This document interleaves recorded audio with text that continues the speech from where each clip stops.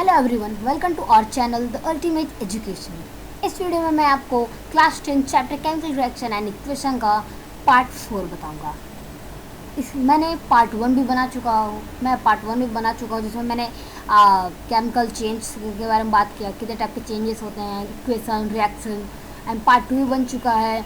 Part 2 में मैंने आपको बताया जितने भी सारे टॉपिक्स होते हैं, कितने टाइप्स के रिएक्शन होते हैं, रेडॉक्स रिएक्शन क्या होता है वगैरह वगैरह, decomposition reaction, combination reaction, double displacement, ये सारे टॉपिक्स हमारे पार्ट 2 में डिस्कस हो चुका है। ये हमारा part 3 chapter chemical reaction and equation, ये चैप्टर बस ये हमारा लास्ट पार्ट है। इस पार्ट के बाद ये चैप्टर एंड हो जाएगा। तो उसके बाद मैं आप दूसरा चैप्टर लेके आऊँगा, एसिड बेस एंड सॉल्ट। इस चैप्टर में मैं आपको टोटल इन सब टॉपिक्स को डिस्कस करूँगा।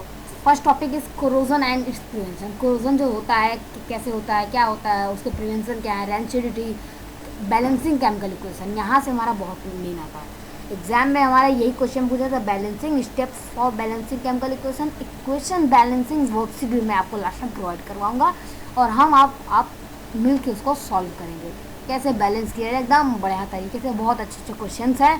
सो फॉर दैट, इन सब चीज़ों के लिए बने रहिए हमारे चैनल के साथ, द अल्टीमेट एजुकेशन।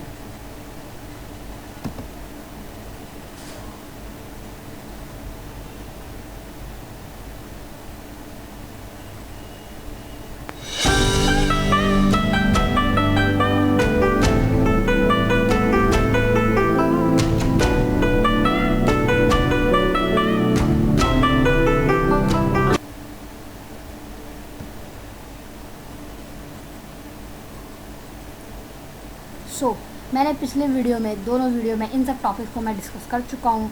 मैं बता देता हूँ। पहले हमने केमिकल इक्वेशन को डिस्कस किया, फिर मोर कंडीशन रिएक्शन में कौन कौन से condition, types of chemical reaction, types of reactions कितने होते हैं, एंडोथर्मिक रिएक्शन, ये सब पिछले वीडियो में पार्ट 2 में डिस्कस हो चुका है। आज हमें पढ़ना है कोरोजन। ओके, कोरोना नहीं, कोरोजन। कोरोजन क्या होता है?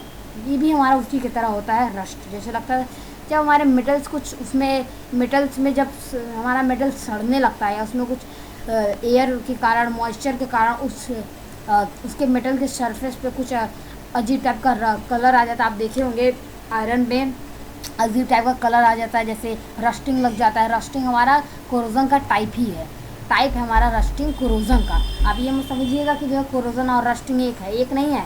कोरोजन का टाइप हमारा है rusting. So what is corrosion? ये हमें देखना है कि कोरोजन होता क्या है, क्या होता है, इस कोरोजन में है क्या। When metals surfaces are attacked by substances around it such as oxygen, moisture, acid, etc. It is said to corrode and this process is called corrosion. जब हमारे मेटल सरफेस पे, ये हमारा मेटल सरफेस, ये metal surface है, जब इसमें जैसे हमारा ऑक्सीजन, मॉइस्चर, एसिड, इन सब के कारण जब हमारे मेटल पे इनका रिएक्शन होता है, मेटल के साथ जब हमारा ऑक्सीजन, मॉइस्चर, एसिड का साथ रिएक्शन होता है, तो हमारा जो मेटल होता है वो कोरोड हो जाता है। मतलब कि वो एकदम उसका कलर चेंज हो जाता है, उसकी जो स्ट्रेंथ होती है, पावर, वो कमज़ोर हो जाती है और इस प्रोसेस को हम कोरोजन कहते हैं। ओके, आई होप आपको डिफिनीसन आ गया होगा। बहुत सिंपल डिफिनीसन है, बहुत ईजी डिफिनीसन है। फॉर एग्जाम्पल आप 3 एग्जाम्पल देख सकते हैं। ये हमारा जो स्क्रू ड्राइवर होता है, स्क्रू होता है, उन सबको देखिए। अब इसमें देखिए, यहाँ पे आप देख रहे हैं ब्राउन रेडिश कलर में, यहाँ पे देखिए कुछ लगा हुआ है, वो हमारा रस्ट होता है, रस्टिंग यहाँ पे है। अब ये कैसे होता है रस्टिंग? आप यहाँ पे देख रहे हैं ये किससे बना हुआ है? आयरन से बना हुआ है। तो हम लिखेंगे, अगर हम देखेंगे equation wise, Fe3 + O2, Fe3 और O2 मिलते हैं। O2 मैंने आपको बताया ना, सच है ऑक्सीजन। जब वो हमारा ऑक्सीजन का रिएक्ट करता है ऑक्सीजन मॉइस्चर के साथ, तो हमारा रिएक्ट करके बना देता है Fe2O3, जो इसके ऊपर लगा हुआ है रेडिश कलर का। ये Fe2O3 बना देता है, जो हमारा रस्टिंग ऑफ आयरन होता है। ओके, ये बात याद रखिएगा, हमारा रस्टिंग ऑफ आयरन होता है। आप देख सकते हैं इसमें भी हमारा रस्ट लगता है। आई होप आपको समझ में आ रहा होगा। इसमें रस्ट कैसे लगता है? आप देखिए, ये हमारा कॉपर का है ना, ये कॉपर में भी आप सोच रहे हैं सिर्फ आयरन में ही रस्ट लगता है क्या? हाँ, रस्ट सिर्फ आयरन में ही लगता है, लेकिन वो टाइप है ना, कोरोजन का टाइप है। तो कोरोजन के 3 टाइप होते हैं, इसमें भी लगता है, सिल्वर में भी लगता है। तो आयरन में हमारा रस्टिंग लगा, अब इसमें हमारा दूसरा कुछ लगेगा। आप यहाँ पे देखिए, ये जो हमारा कॉपर है, कॉपर का जो पाइप है, अब इसमें रश लगा। अब यहाँ पे रश ऑक्सीजन के कारण नहीं लगेगा, कार्बन डाइऑक्साइड के कारण रश लगता है यहाँ पे। ये तो आप पहली बार इसको सुन रहे होंगे, लेकिन हाँ इट्स अ फैक्ट कि जो हमारा कॉपर में कभी मॉइस्चर के कारण रश नहीं लगता है। Due to carbon dioxide it gets react with the copper. Carbon dioxide react with copper to form CuCO3 means copper carbonate. Okay, CO3 लग गया ना तो कार्बोनेट जो हमारा ब्लू ग्रीन कलर में दिखेगा। देखिए हल्का हल्का ब्लू है, ग्रीन है। आई होप आपको ये भी समझ में आ गया होगा। और यहाँ पे आप देख रहे हैं ये क्या है, बैंगल है जो सिल्वर कलर का है। सिल्वर में भी रश लगता है, लेकिन ये हमारा blue black rust reddish colour में नहीं लगे, हमारा ब्लैक कलर में लगता है। ये देख रहे हैं आप इसके ऊपर, यहाँ पे ब्लैक कलर का रश वो लगा हुआ है, कोरोजन टाइप का। अब ये कैसे लगा, जब भी हमारा ये सिल्वर सल्फ़र के साथ रिएक्ट करता है। सल्फ़र आप देखेंगे एशिड रेन में इसलिए कहा जाता है कभी कोई सिल्वर वाली चीज़ नहीं पहननी चाहिए। क्यों नहीं पहननी चाहिए, क्योंकि उस समय जो हमारा एशिड रेन होता है वो हमारे इसको ख़राब कर देता है। तो फॉर दैट हमको नहीं पहनना चाहिए इसीलिए। और ये इसमें क्या होता है, सिल्वर जो रहता है, सिल्वर का ये सिल्वर का बैंगल है। जब सिल्वर सल्फ़र के साथ रिएक्ट करेगा तो बनाएगा AgS, मतलब क्या, सिल्वर सल्फेट बनाएगा। ओके, जो हमारा ब्लैक कलर में होता है। आप देख ही रहे हैं। अब आपने देखा इतने सारे रिएक्शन, इन रिएक्शन में हुआ क्या है, क्या आप बता सकते हैं? ऑक्सीडेशन रिएक्शन हुआ कि रिडक्शन रिएक्शन? अगर आपको नहीं समझ में आ रहा ऑक्सीडेशन रिएक्शन रिडक्शन रिएक्शन होता क्या है, तो आपको मेरे पिछले वाले वीडियो को विजिट करना पड़ेगा। मेरे चैनल, आप जो वीडियो देख रहे हैं मेरे चैनल पर क्लिक कीजिए और वहाँ से विजिट कीजिए मेरे वीडियो को, तो अब आपको अच्छे से समझ में आएगा। सो हमारा ये जो होता है ऑक्सीडेशन रिएक्शन हमारे ये कर रहा है, ये हमारा रिडक्शन करता है, हमारा ऑक्सीडेशन रिएक्शन करता है। कैसे करता है ये देखिए, Fe3 + O2 ना। अब यहाँ पे क्या करेगा, Fe3 को क्या हुआ, ऑक्सीजन गेन हुआ ना। देखिए हमारा प्रोडक्ट में ऑक्सीजन को उसको गेन हो रहा है। Fe3 है ना, ये हमारा ऑक्सीजन उधर चला जाएगा। तो क्या हुआ, addition of oxygen means oxidation reaction. अब यहाँ पे देखिए कॉपर + CO2। अब यहाँ से भी ऑक्सीजन हमारा इसमें आएगा। CO2 के साथ हमारा पूरा ऑक्सीजन जब हमारा कॉपर के साथ आ रहा है ना, तो इसमें भी ऑक्सीजन आ गया, तो ये भी हमारा ऑक्सीडेशन रिएक्शन रहा। इसमें तो ऑक्सीजन है ही नहीं, तो कुछ होता है। अगर हम ऐड कर सकते हैं रिमूवल ऑफ इलेक्ट्रॉन का यहाँ पर रिमूवल हुआ है, तो वैसे लगा इतना इंपॉर्टेंट नहीं है। मोस्टली केसेस में हमारा ऑक्सीडेशन रिएक्शन ही होता है। आई होप आपको ये समझ में आ गया होगा। ये क्या लिखा है, it is undesirable since it reduces strength and fades it's appearance. अब आप ये तो नहीं कहेंगे कि जो हमारे यहाँ पे जो रश लगा है, क्या ये अच्छी चीज़ है? बताइए, रश लगा, इन सब में रश लग जाता है, सिल्वर में, पाइप्स में, इससे रश अच्छी चीज़ थोड़ी ना होती है। हमारे जो मेटल्स होते हैं उनका लुक ख़राब कर देता है, और उनकी स्ट्रेंथ, जो पावर होती है किसी चीज़ को होल्ड करने में, वो सब कुछ ख़राब कर देता है। इसीलिए ये हमारा अनडिज़ायरेबल है, सिंस इट्स रिड्यूसेस स्ट्रेंथ, मतलब ये इसकी स्ट्रेंथ को कम कर देता है, और फेड्स मतलब उसके अपीयरेंस को फेड्स मतलब गंदा बना देता है, अच्छा नहीं लगता है। अब किस तरीक़ों से हम इस कोरोजन से बचा जा सकता है?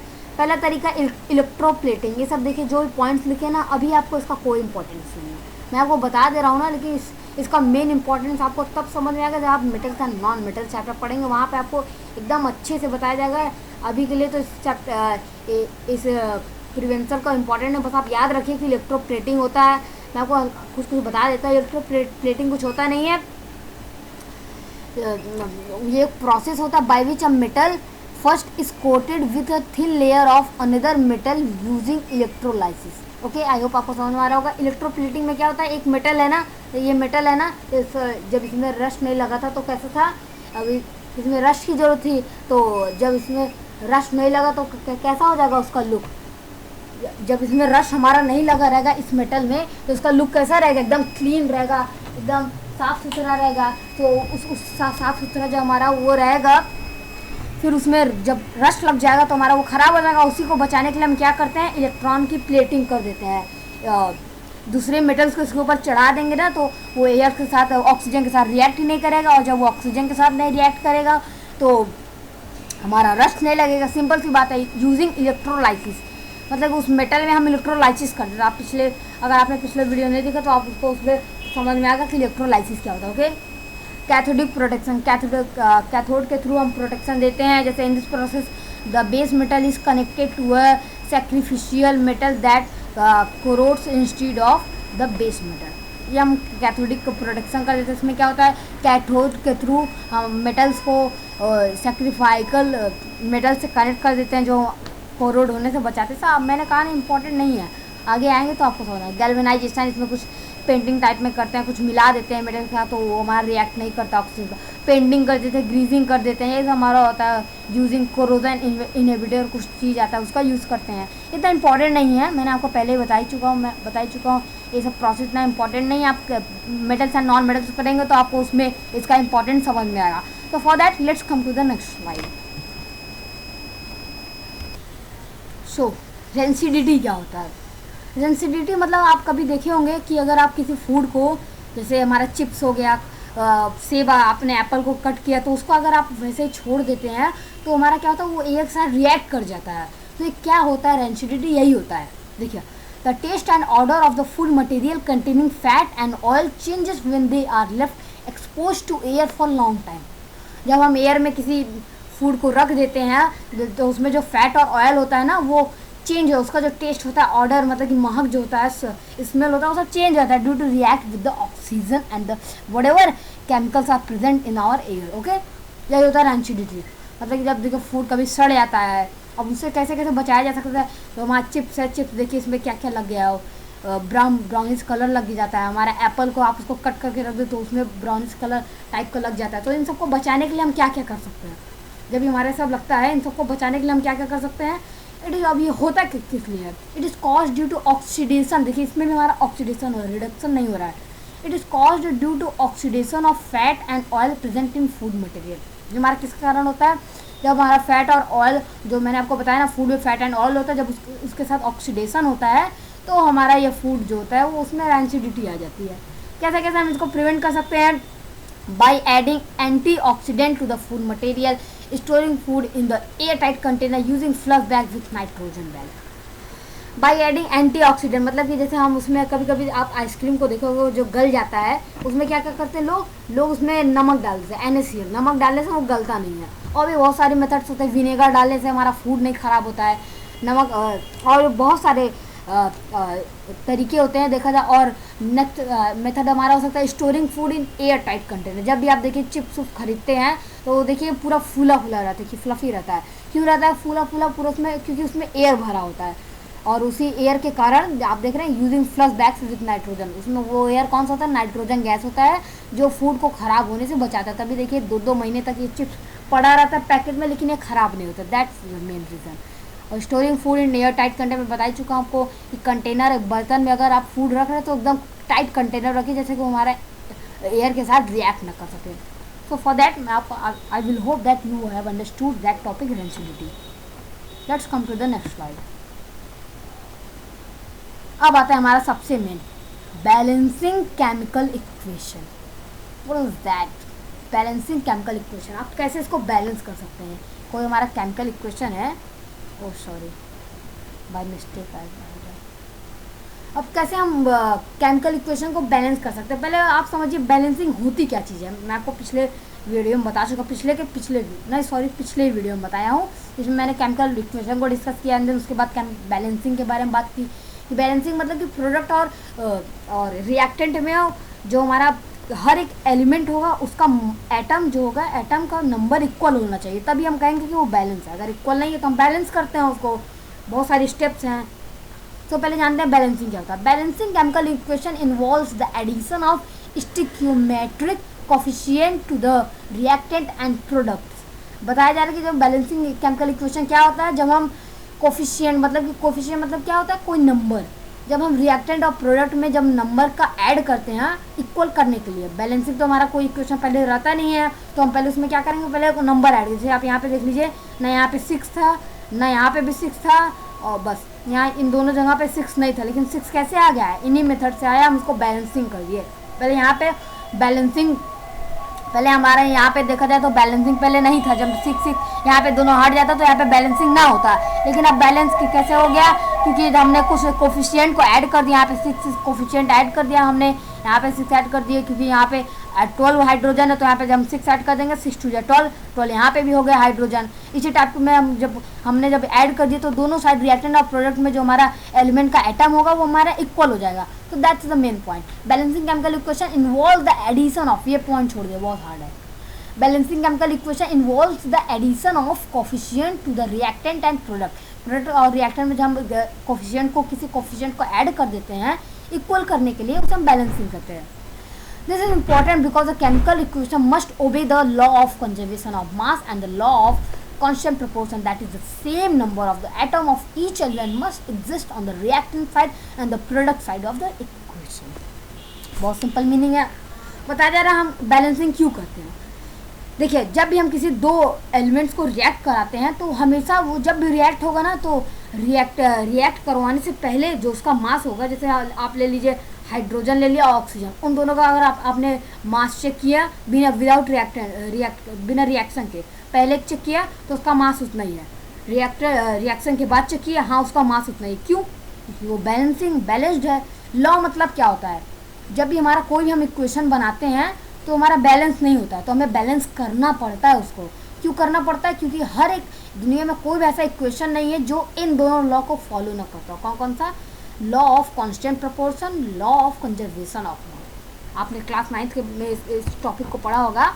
Law of conservation of mass ये होता है कि जो है हम ये एक टाइप का लॉ होता है जो बताता है कि जो है रिएक्टेंट और प्रोडक्ट दोनों साइड में हमारा मास इक्वल होना चाहिए। The mass of the elements in the reactant and product should be equal, तो ही हम उसे law of conservation of mass कहेंगे। मतलब उसका जो मास होगा इक्वल होगा तभी वो हमारे इक्वेशन के फॉर्म में कहलाएगा।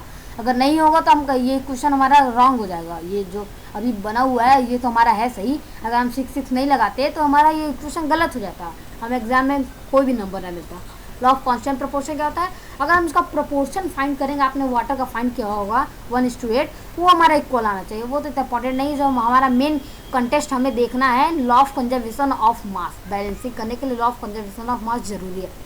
That is the same number of atoms of each element must exist on the, वही बात है कि जो है जो एटम का होगा वो प्रत्येक एलिमेंट का जो एटम का नंबर होगा वो सेम होना चाहिए रिएक्टेंट साइड और प्रोडक्ट साइड में। So let's to the example. Example क्या करता है देखिए, पहले हमारा ये 6 और 6 नहीं था, बस आप ये याद रखिए। ये हमारा कौन सा रिएक्शन है बताइए, ये कहाँ यूज़फुल होता है? बस आप मुझको कमेंट में लिख के आप बताइए कि इसका यूज़ कहाँ होता है इस रिएक्शन का। बहुत सिंपल है, बायोलॉजी में यूज़ होता है, इतना तो मैं हिंट आपको दे सकता हूँ। बायोलॉजी के चैप्टर लाइफ प्रोसेस में इसका है, ज़रूर इसको देख के मुझे बताइए कि ये है क्या चीज़। तो for that let's balance it. तो ये जो हमारा है बैलेंसिंग करने के लिए पहले क्या लिखा हुआ है, CO2 + H2। समझ लीजिए 6 यहाँ पे नहीं है, let me first cut it otherwise you will get confuse. Okay, पहले मैं यहाँ पे 6 को काट देता हूँ, आप ये न समझे कि यहाँ पे 6 है। ओके, सो CO2 + H2O कैसे बैलेंस करते हैं मैं आपको बता रहा हूँ। Gives out C6H12O6 + O2। अब पहले आपको देखिए कभी बैलेंस करते टाइम ना आपको 2-4 चीज़ों को ध्यान देना होगा। सबसे पहला कंडीशन होता है कि हमें सबसे पहले मेटल्स को देखना होगा कि मेटल्स हमारे रिएक्टेंट और प्रोडक्ट साइड में इक्वल है या नहीं। पहले metals and then non metal and then hydrogen and then oxygen. पहले हम मेटल्स देखेंगे, अगर हमारा मेटल्स इक्वल, अगर हमारा मेटल यहाँ रिएक्टेंट साइड में मेटल इक्वल है और यहाँ पे भी इक्वल है तो हम उसे कहेंगे, तब हम करते हैं नॉन मेटल पे आते हैं। पहले हम क्या देखेंगे, firstly we will see metals and then non metal. I hope आपको मेरी राइटिंग समझ में आ रही होगी। I am using my computer so it is very difficult. And then we use hydrogen and then oxygen. Okay, metals, non-metals, hydrogen and then oxygen. Okay, now let's see अब मैं कैसे इसको करता हूँ। आप ध्यान से बस इसको देखिएगा कि मैं क्या कर रहा हूँ। अब अब यहाँ पे क्या है, अब पहले हम क्या देखेंगे, मेटल्स। अब बताइए इसमें कोई मेटल है? नहीं ना, कोई भी मेटल नहीं। कार्बन हमारा नॉन मेटल है, कोई मेटल नहीं है तो हम आ जाएंगे नॉन मेटल पे। नॉन मेटल क्या है? C मतलब क्या? कार्बन। यहाँ पे कार्बन कितना है पूरा टोटल देखिए, यहाँ पे H है, हाइड्रोजन है, ऑक्सीजन है, कार्बन है। ऑक्सीजन कितना है 2 और ये 3, देख रहे हैं यहाँ पे 1 है, जहाँ पे कुछ नहीं लिखा रहता यहाँ पे नीचे तो वो हमारा 1 कहलाता। ओके 1, ये हमारा 1 है, ये हमारा 1 है और ये 2 है, देखिए यहाँ 2 लिखा हो तो मतलब कि 2 + 1 = 3। 3 हमारा इस साइड ऑक्सीजन है और 2 हमारा हाइड्रोजन है और 1 हमारा कार्बन है। ओके एंड देन इक्वेशन में अब हम इधर प्रोडक्ट के साइड में आता है। प्रोडक्ट में क्या है 6 कार्बन है, 12 हाइड्रोजन है, 6 ऑक्सीजन, 6 नहीं, यहाँ पे देखिए यहाँ पे 2 और है तो मतलब 8 ऑक्सीजन है। सोचिए यहाँ पे 8 ऑक्सीजन था, यहाँ पे 3 ऑक्सीजन है, यहाँ पे 12 हाइड्रोजन है, वहाँ पे 2 हाइड्रोजन है, यहाँ पे 6 कार्बन है, यहाँ पे 1 कार्बन है। तो ये सब हमारा क्यों हो रहा है? अब बताइए, आप कंफ्यूज होंगे ना कि सब हो क्यों रहा है। तो हमारे मतलब ये हमारा बैलेंस नहीं है, इसको करना पड़ेगा, तो इसीलिए हम यहाँ पे 6 यूज़ करते हैं। अभी मैं आपको पूरा स्टेप बताऊंगा कि कैसे करना है। स्टेप हमारा नेक्स्ट स्लाइड में है। सो यहाँ पे है step of balancing a chemical equation. एक केमिकल इक्वेशन को बैलेंस करने के लिए कौन कौन से स्टेप होते हैं? सबसे पहला identify each element found in the equation. जैसे मैंने बताया जितने सारे एलिमेंट है एक इक्वेशन में उसको पहले आइडेंटिफाई कीजिए, पहचानिए। पहले हमें मेटल्स को करना है, फिर then non metal and then hydrogen and then oxygen को बैलेंस करना है। तो पहले हम पहचानेंगे, देखते हैं क्या है। पहले हमारा क्या है, इसमें कौन कौन सा है, ऑक्सीजन है, कार्बन है, हाइड्रोजन है, ऑक्सीजन, मतलब इतने सारे एलिमेंट है एक रिएक्शन में, इक्वेशन में। ओके पहचान लिए। अब क्या कह रहा है, the number of atoms of each, okay the number of atoms of each type of element. प्रत्येक एलिमेंट में हमारे जितने नंबर होंगे एटम्स के मस्ट बी द सेम होना चाहिए on each side of the equation once it has been balanced. जब हम उसको बैलेंस करने बैठेंगे तो इसका जो नंबर होगा एटम का रिएक्टेंट, चलिए मैं आपको इससे बताता हूँ। जब हम इसको बैलेंस करने बैठेंगे,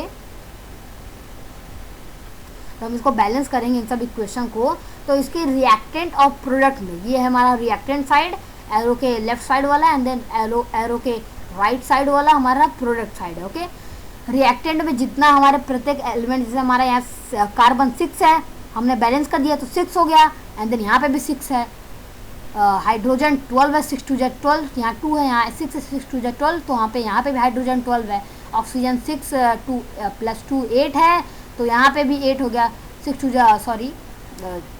है यहाँ पे ना, और 8 है तो यहाँ पे भी 8 हो गया। देखिए 6 × 2 = 12। ओके आई होप आपको समझ में आ रहा होगा। 6 × 2 = 12 एंड देन 6, तो कितना हो गया आप समझ रहे होंगे। तो इसका आई थिंक यहाँ पे थोड़ा मिस्टेक है। ओके अब मैं आपको ये बताऊँगा, तो बस इतना समझिए कि जो है यहाँ पे जो रिएक्टेंट और प्रोडक्ट में दोनों साइड में जो हमारा एक बनेगा, और जो भी हमारे प्रत्येक एलिमेंट का जो एटम होगा, एटम उसमें जो भी एटम होगा रिएक्टेंट में और प्रोडक्ट में, दोनों के एटम एलिमेंट के एटम इक्वल होने चाहिए, इक्वल नंबर में होने चाहिए, तभी हमारा वो बैलेंस कहलाएगा। सो यहाँ पे आता है what is the net charge on each of the side of the equation. जो उस पर जिसमें चार्ज होगा तो वो क्या इक्वल होना चाहिए, हाँ वो भी इक्वल होना चाहिए। चार्ज अगर इक्वल होगा तो भी हमारा बैलेंस कहला सकता है। If possible start with an element found in one compound on each of the equation, change with coefficient the number in the front of the so that the number of atom of the each of the element is the same on each side of the equation. Remember to balance an equation you change the coefficient not the subscript in the formulas. अब आपको समझ में आया, जब भी आप किसी को बैलेंस करते हैं तो आप सब्सक्रिप्ट नहीं चेंज करेंगे, कोफिशिएंट चेंज करेंगे। यहाँ पे देखिए, यहाँ पे 2 लिखा है ना, 2 लिखा है ना, हम इसको कभी नहीं चेंज करते हैं, यहाँ पे चेंज करते हैं। यहाँ पे पहले कुछ नहीं लिखा था, यहाँ 6 नहीं था, फिर हम यहाँ पे 6 लिखेंगे, यहाँ पे हम कुछ छेड़खानी नहीं करेंगे, यहाँ ऑक्सीजन के साथ यहाँ कुछ नहीं लिखेंगे, हमेशा यहाँ पे लिखा जाएगा। ओके बड़े साइज में। आई होप आपको ये समझ में आ गया होगा। एंड देन क्या रूल था यहाँ पे रूल ये कह रहा है कि जो हमारा नंबर लिखाएगा कंपाउंड या मॉलिक्यूल के पहले लिखाएगा। आपने यहाँ पे देखा है ना, कंपाउंड और मॉलिक्यूल मतलब H2O है तो उसके पहले लिखाएगा, ना कि यहाँ बाद में लिखाएगा। यही सब स्टेप बताया जा रहा है कैसे कैसे करते हैं। And then once you have balance one element do the same thing with another element. जैसे अगर आप एक साइड में इक्वेशन को बैलेंस कर लें एंड देन दूसरे साइड में आप बैलेंस कर लीजिए। Proceed until all have been balance. It is easiest to leave element found in pure form for last. अभी आपको नहीं समझ में आएगा, मैं आपको इसके थ्रू समझाता हूँ। ओके पहले देखिए क्या लिखा है, 6CO2 + 6H2O gives out C6H12O6 + O2 ना। अब हमको इसे बैलेंस करना है, मतलब यहाँ पे भी 6 होना चाहिए, यहाँ पे भी 6 है, यहाँ पे 12 है तो यहाँ पे भी 12 होना चाहिए, यहाँ पे 6 2 8 है, यहाँ पे अगर 8 ऑक्सीजन के एटम्स है तो हाँ यहाँ पे भी 8 होना चाहिए। ये हमारा कंडीशन है। तो ये कैसे होगा देखते हैं। पहले यहाँ क्या है समझ, ये है नहीं, ये 6 और ये 6 नहीं है। सपोज कीजिए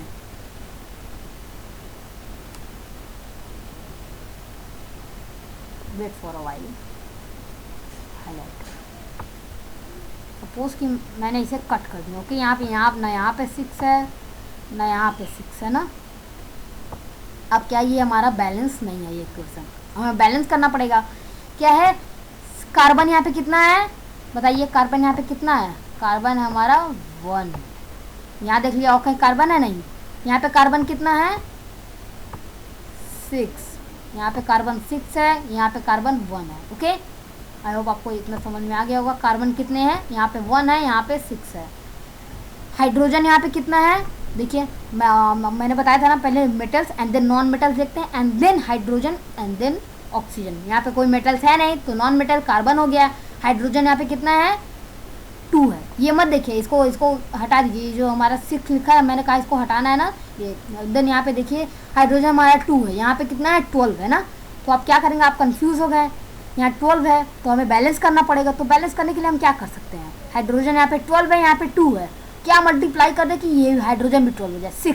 6 जब मल्टीप्लाई कर देंगे 2 में तो कितना हो जाएगा 12 हो जाएगा ना। 6 को जब हम 2 से मल्टीप्लाई करेंगे तो हाइड्रोजन 12 हो गया, यहाँ पे भी हाइड्रोजन 12 होगा। कार्बन देखें यहाँ पे 6 है तो यहाँ पे कितना है 1 कार्बन है, तो हम क्या कर दें कि हमारा 6 हो जाएगा। 6 से मल्टीप्लाई करें, 6 × 1 = 6, तो हमारा 6 कार्बन 6 हाइड्रोजन 6 हाइड्रोजन। ओके, आई होप आपको इतना, सॉरी 12 हाइड्रोजन यहाँ पे 12 है, यहाँ पे 6 2 12, 6 2 ये देखिए 6 2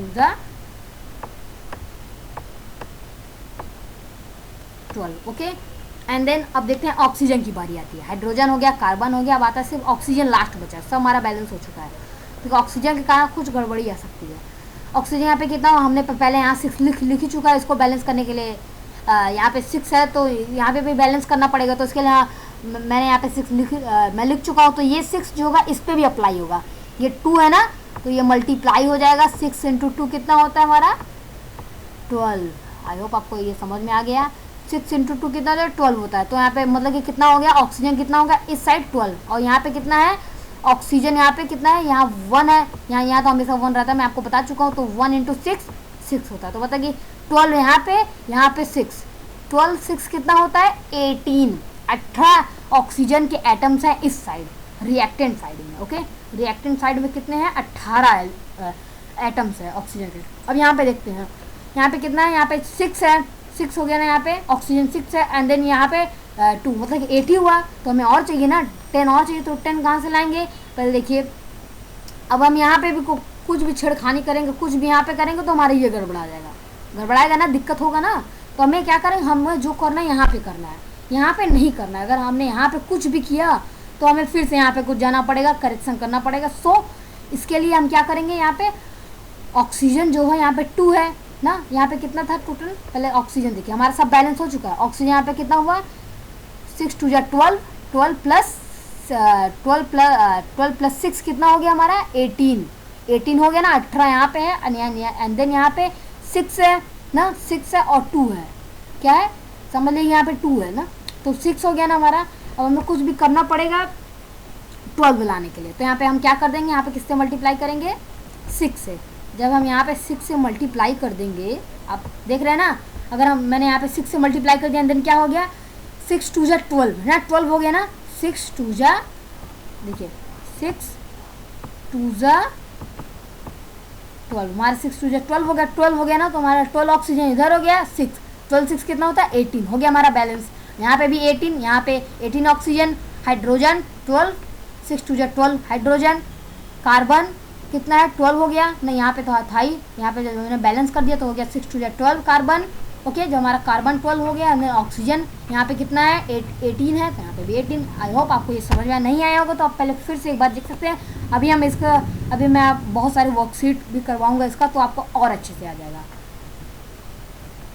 ये देखिए अब आता है वर्कशीट। अब हमें इसे सॉल्व करना है। ये हमारा अनबैलेंस इक्वेशन है, हमारा बैलेंस नहीं है, हमें सॉल्व करना है।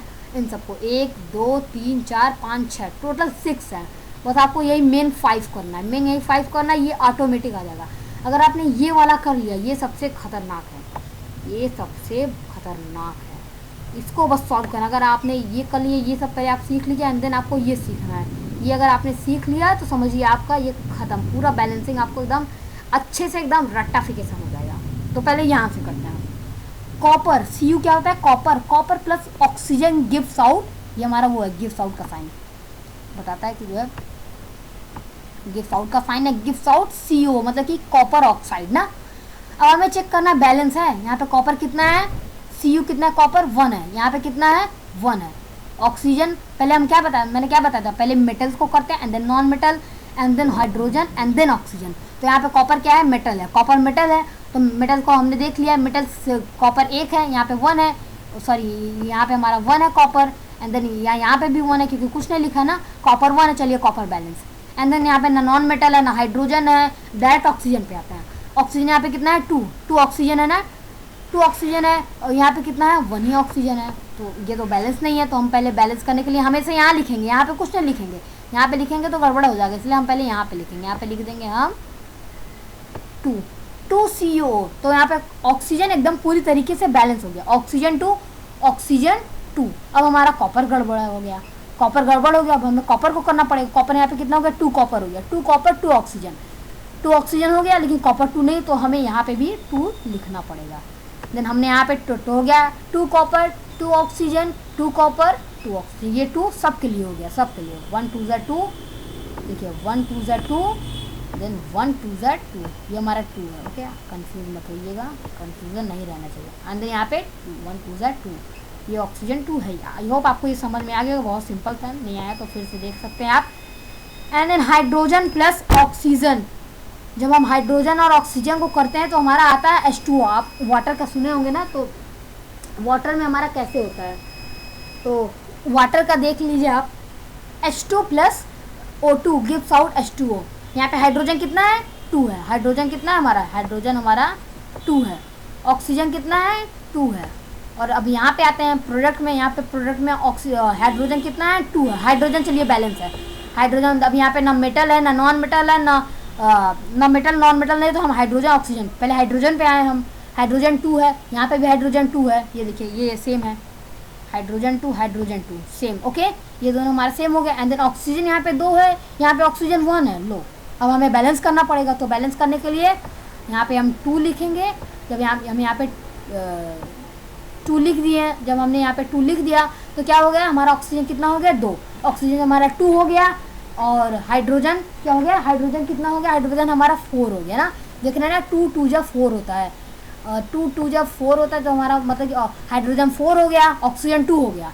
तो यहाँ पे क्या है, ऑक्सीजन 2 ये 2 है ना, बैलेंस हो गया, ऑक्सीजन तो बैलेंस हो गया। हाइड्रोजन क्या है, यहाँ 2 है, क्योंकि हमारे यहाँ हाइड्रोजन 4 है, तो क्या करेंगे, बस यहाँ पे हम 2 लगा देंगे। जब हमने यहाँ पे 2 लगा दिए तो हाइड्रोजन कितना हो गया, 2 2 जब 4 बैलेंस, और हाइड्रोजन यहाँ पे 4 हो गया, यहाँ पे 2 2 जब 4 बैलेंस।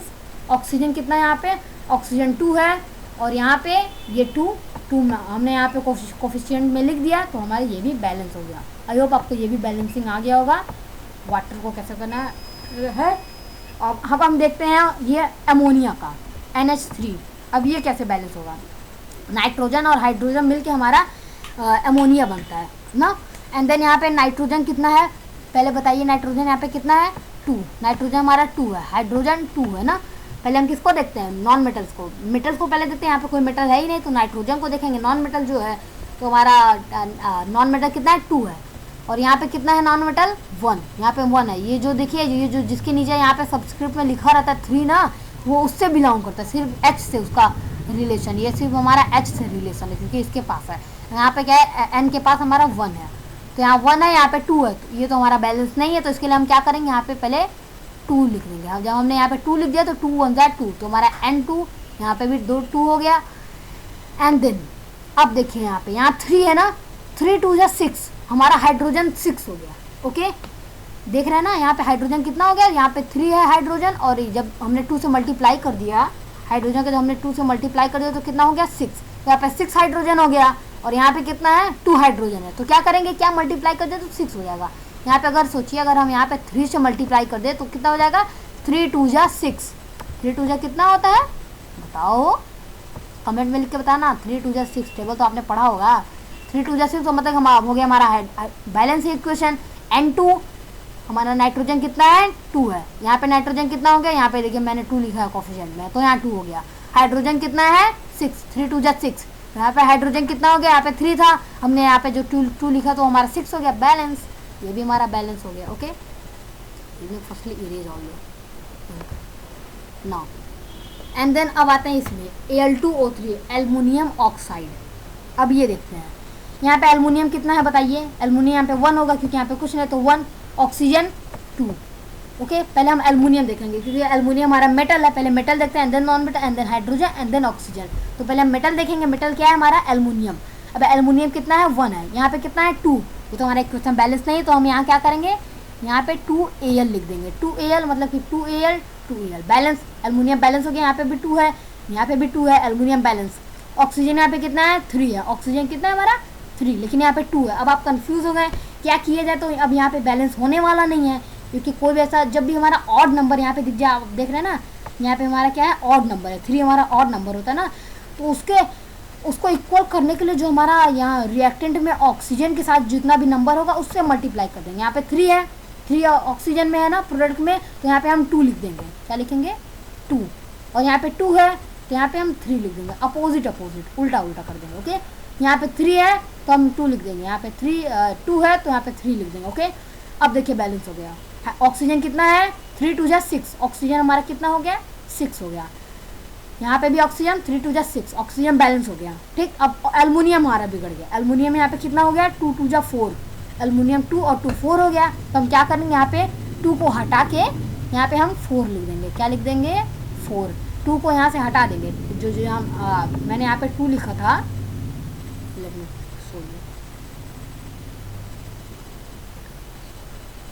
नाउ देखिए